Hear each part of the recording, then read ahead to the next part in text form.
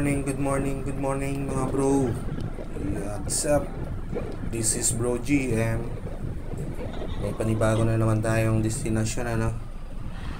Sana. Yung sasakyan na nasa unahan, mga kapatid ko. Yan. Mga anak ko dyan sila nakasakay lahat.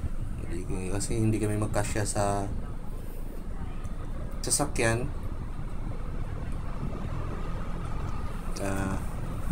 Nagmotor na lang din kami para lahat makakasama.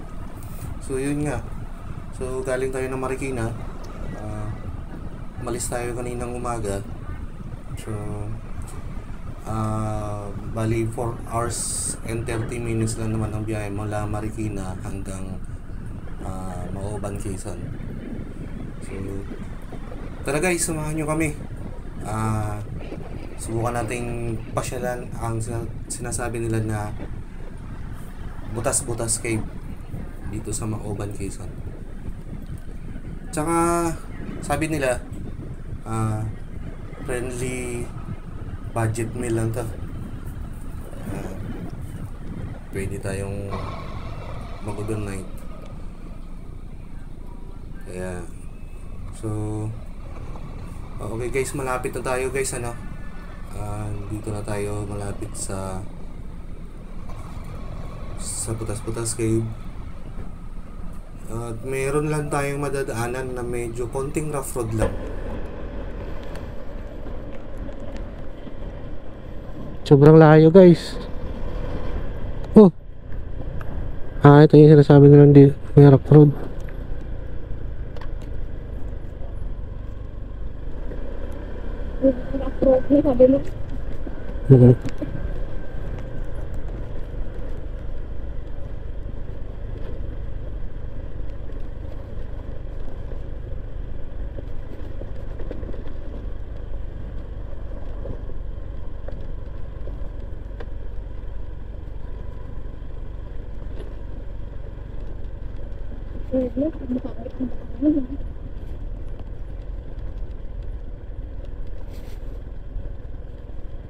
Puta ka na pag umulan pala to.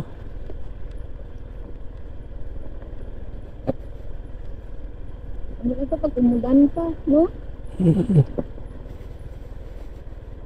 Okay lang palusong eh.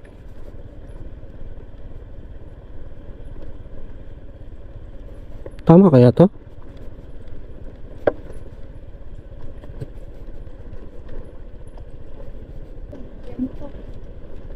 Diba?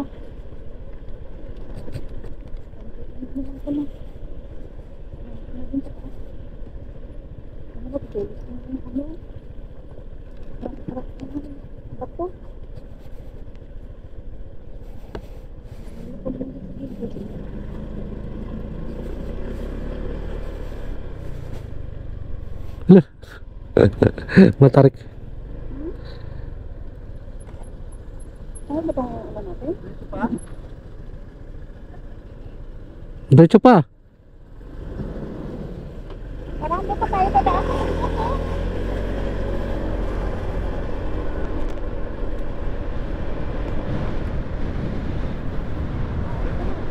Ayan oh.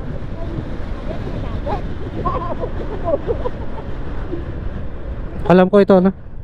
Ito yung butas-butas. Ano?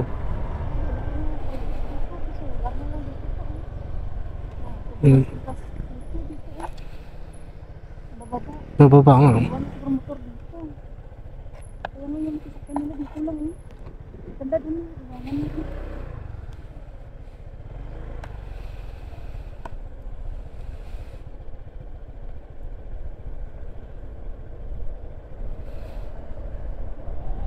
Dito kaya? Ang layo na ng bubuhatin natin.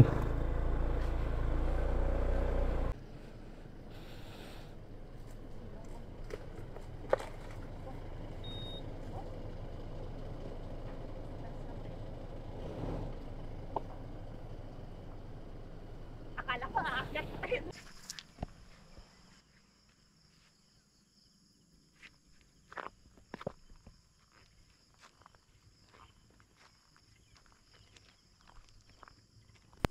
So ayan guys, no, nakarating na tayo. So yung baling parking natin dito lang yan sa labas, so kanya-kanyang safety na lang sa sasakyan natin o mga motor natin. So bali yung butas-butas cave medyo nasa baba pa, medyo nasa mataas na level tong kalsada, so kaya kailangan natin bumaba, medyo konting lakarin lang. Tapos meron silang information desk, may tao laging nakabanday dyan, so doon tayo magbabayad dyan sa may lamesa. Dyan tayo magbabayad ng entrance fee. Ang entrance fee kasi dyan 60 pesos overnight, saka yung mga cottage nila 600 per cottage, overnight na rin yun.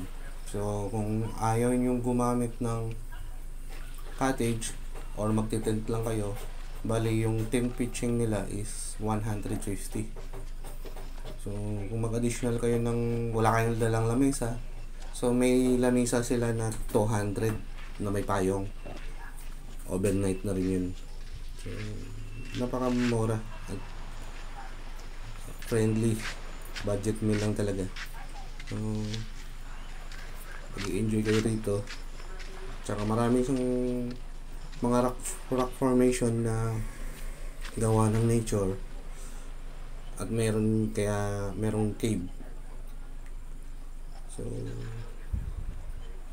tara, baba tayo, pasyal ko kayo. So dito may tindahan naman na maliit, pero hindi naman siya ganun ka kompleto.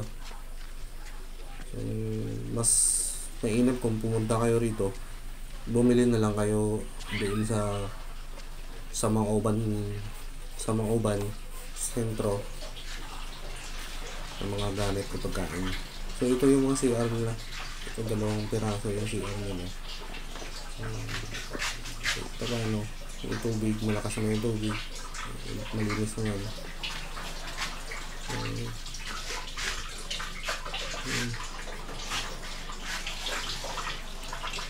Tsaka dito walang mga kwarto, cottage lang talaga.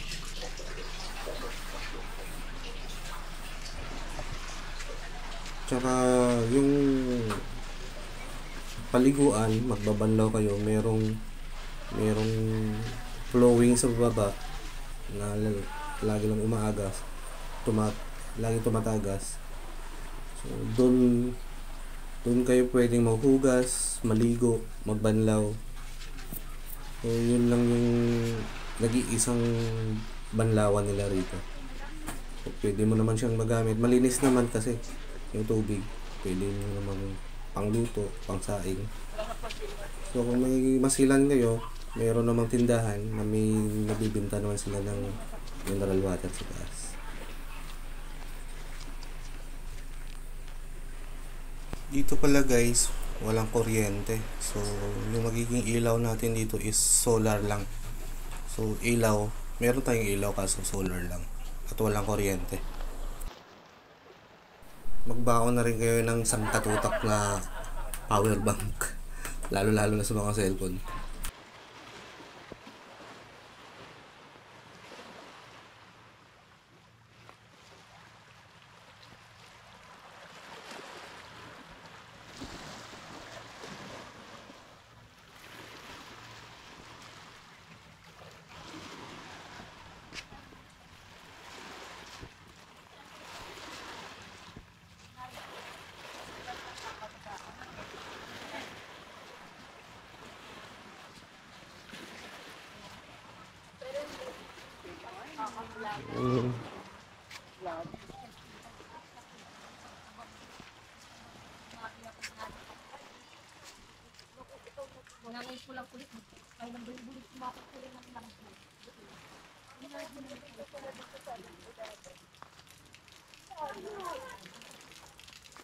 Yun guys, no, ito yung banlawan nila.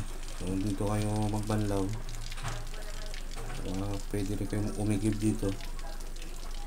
Malinis naman tong tubig na to. So don't forget pala guys, to share, like, and subscribe, and click the notification bell para updated kayo sa mga bagong videos natin at mga camping, outing, explore na mga videos natin. So maraming salamat. Kasi madaling araw na rin naman. Good morning. Morning. Morning.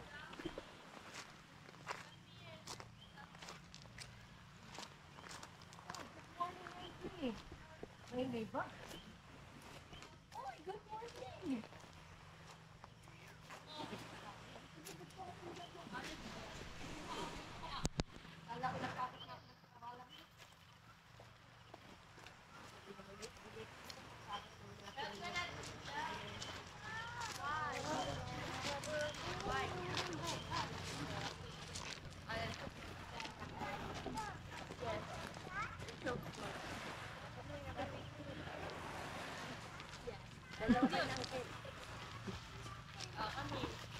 Wait lang.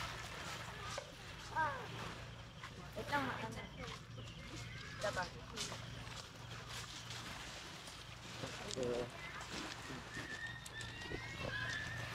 Diba?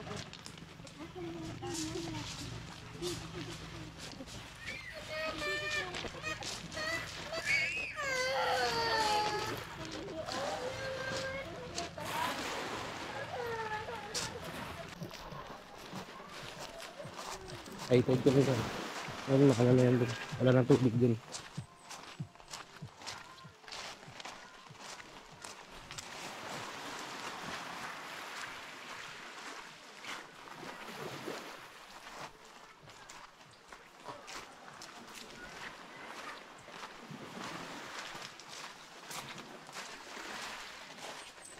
Dito na ko, tingnan mo.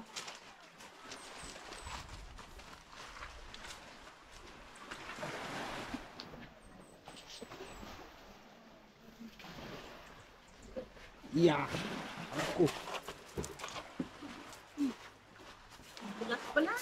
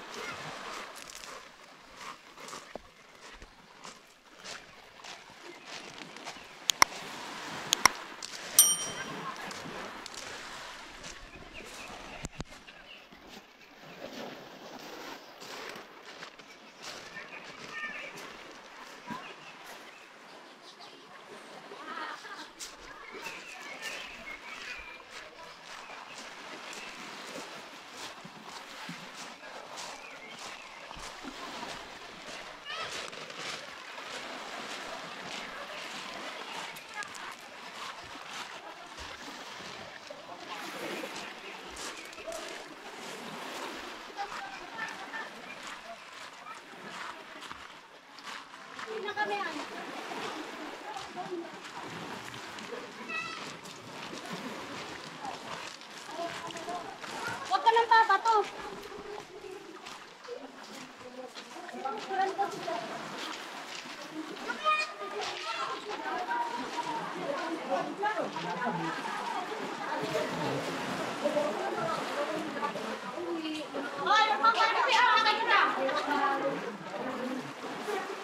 Ang gandang baka.